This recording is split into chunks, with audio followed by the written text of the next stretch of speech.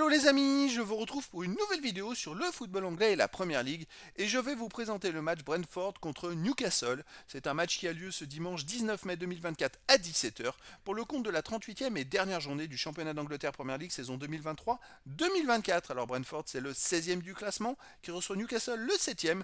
Donc dans cette vidéo on va revenir sur le classement de la Première Ligue avec les stats des deux équipes.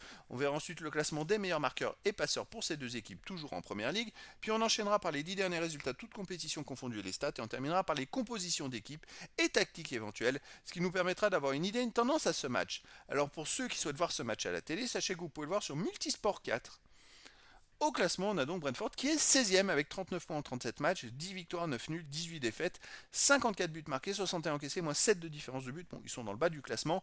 Ils ne peuvent pas se faire rattraper derrière, ils n'ont plus rien à espérer, ils peuvent éventuellement dépasser Everton au classement pour le fun, mais voilà, ils n'ont plus rien à jouer.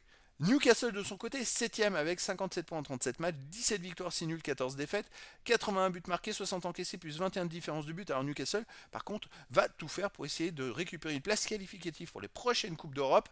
Ils ont 3 points de retard sur Chelsea, mais attention, ils sont ex aequo avec Manchester United, mais un meilleur goal average et devant Chelsea et surtout sur Manchester United. Newcastle doit gagner absolument.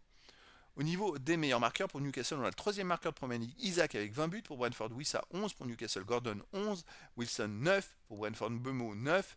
Mopé 6. Pour Newcastle, Longstaff et Guimarães 6. Puis après, des joueurs à 4, 3, 2 et 1 but pour les deux équipes. Pour les meilleurs passeurs, pour Newcastle, on a Gordon et Trippier avec 10.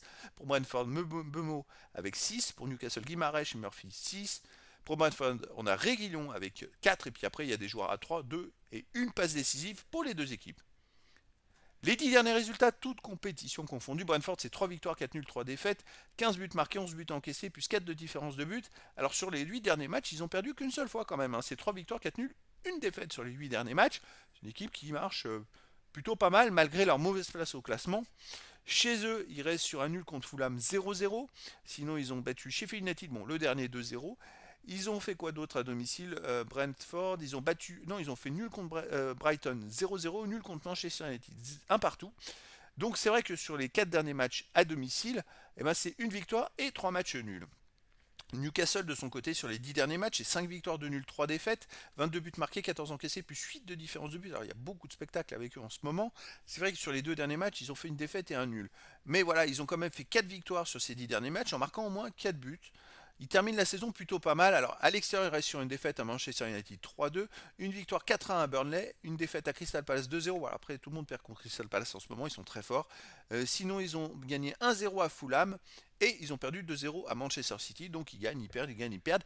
Il n'y a pas vraiment de régularité dans leurs résultats, mais il y a beaucoup de buts et de beaucoup de spectacles. Au niveau des compos d'équipe et tactique pour Brentford, on aurait du 4-3-3. Gardien Flecken, défense Agère, Collins, Pinnock, Reguilon, milieu de terrain Damsgaard, Norgard, Yalnelt, attaquant Bemo, Tonnet et Wissa. Et pour Newcastle, on aurait du 4-3-3 également avec gardien Dubravka, défense Hall, Burn, Cher, Kraft, milieu de terrain Jolington, Guimarães, Longstaff, attaquant Gordon, Isaac et Murphy. Donc voilà les amis, le décor est planté entre ces deux équipes. Brentford n'a plus rien à jouer, mais Newcastle a vraiment besoin de la victoire pour essayer d'aller en Coupe d'Europe la saison prochaine. Et donc je vous donne rendez-vous ce dimanche 19 mai 2024 à 17 h pour le match de la 38e et dernière journée du championnat d'Angleterre Premier League saison 2023-2024. Brentford, le 16e du classement, reçoit Newcastle, le 7e. Voilà les amis, je vous dis à très bientôt pour une nouvelle vidéo.